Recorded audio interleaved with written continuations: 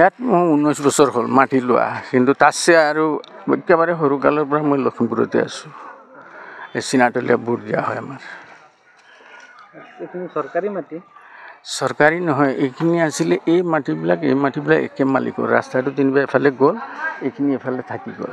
মণ্ডল আনি মাটি লোৱা হৈছে, ফুলেশ্বৰ পৰা মণ্ডলক আনিছোঁ মাটি। তাৰপিছত ক'লে যে বোলে এইখিনি আহোম মানুহৰ মাটি ল'ব পৰা মালিককেইটা আছে বৰমুৰীয়া তিনিআলি, তাত গ'লে তুমি লগ পাবা, কেতিয়াবা অসুবিধা হয় যদি সিহঁতক মাতিব পাৰা।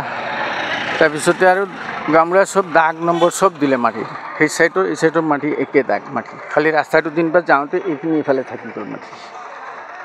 তাৰপিছত অৰ্ডাৰ লৈ ঘৰ বনাইছোঁ ডেভেলপমেণ্ট অফিচৰ। তাৰপিছত মিউনিচিপালিটি পৌৰসভাৰ টেক্স দি আছোঁ, খাজনা দি আছোঁ, খাজনা চৰকাৰে বন্ধ কৰিছে। আকৌ NOC উলিয়ালোঁ, লাইন লৈছোঁ, চৰকাৰক অলৰেডি দিহে আছোঁ, মানে নিদিয়াকৈ নহয়। আৰু মাটিটো যে বোলে এনে দখল কৰি বহাও নহয়, কিনা মাটি। নিজে নিজে ভাঙি দিছে? নিজে নিজে ভাঙিছোঁ। এতিয়া কি কৰিম, এতিয়া এইটো বয়সত যদি নিজে নকৰোঁ আৰু কোনে চলাব? এতিয়া ল'ৰাও নাই, অকলেহে মই নিজে, ছোৱালী এজনী আছিলে বিয়া দিলোৱে। ঘৰটো ভাঙি এতিয়া পিছফালত যিখিনি আছে সেইখিনি ক'লে যে বোলে যিখিনি মানে নদীৰ পৰা সেইফালে 70 ফুট 80 ফুট নিব, যিখিনি থাকিব সেইখিনিতে থাকিবলৈ কৈছে। পিছফালে জেগা দীঘল আছে, পিছফালে আছে। নদীৰ পৰা অলপ আমাৰ সীমাৰ পৰা অলপ দূৰ আছে নদী। 80 ফুট গ'লেও মানে সেইখিনি মাটি মানে থাকি যায় মোৰ এইখিনি যেনিবা 15 ফুটটো কিনোতে 35 ফুট দিলে, এতিয়া চৰকাৰে ল'লে 50 ফুট, এতিয়া 15 ফুট যেনিবা মাটি কমি গ'ল। মই গৈছিলোঁ মণ্ডলৰ ওচৰতো, চব কাগজ চাগজ লৈ ক'লোঁ যে কিবা এটা উপায় কৰি দিয়ক, ইমান খৰচা কৰিছোঁ, আমিতো খাজনাও দি আছোঁ, টেক্সও দি আছোঁ, অৰ্ডাৰ লৈ ঘৰ বনাইছোঁ, মইতো এনেই নিজে ইচ্ছামতে কৰা নাই নহয় কাম।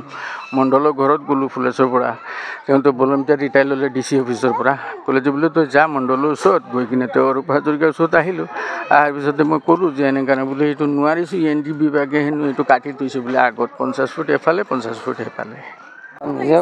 দুখ লাগিছে। আৰু ধৰ খৰালি হ'লেও বেলেগ কথা, এতিয়া বাৰিষা এইটো পদক্ষেপ লৈছে চৰকাৰে, সেইটো আমি দুখিত, তাৰমানে আমি দুখ পাইছোঁ আৰু।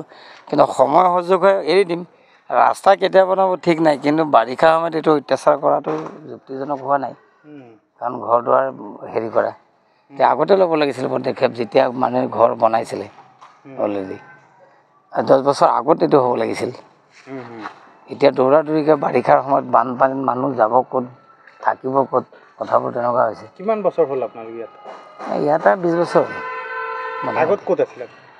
আগত ক'ত? আগত নকাইত আছিলোঁ, এই চকুলভৰীয়া। আপোনালোক অৰিজিন ক'ৰ, ইয়াৰে নে? ইয়াৰে গোটেই ইয়াৰে। বৰপেটা ধুবুৰী ছাইডৰ মানুহ আছে ইয়াত?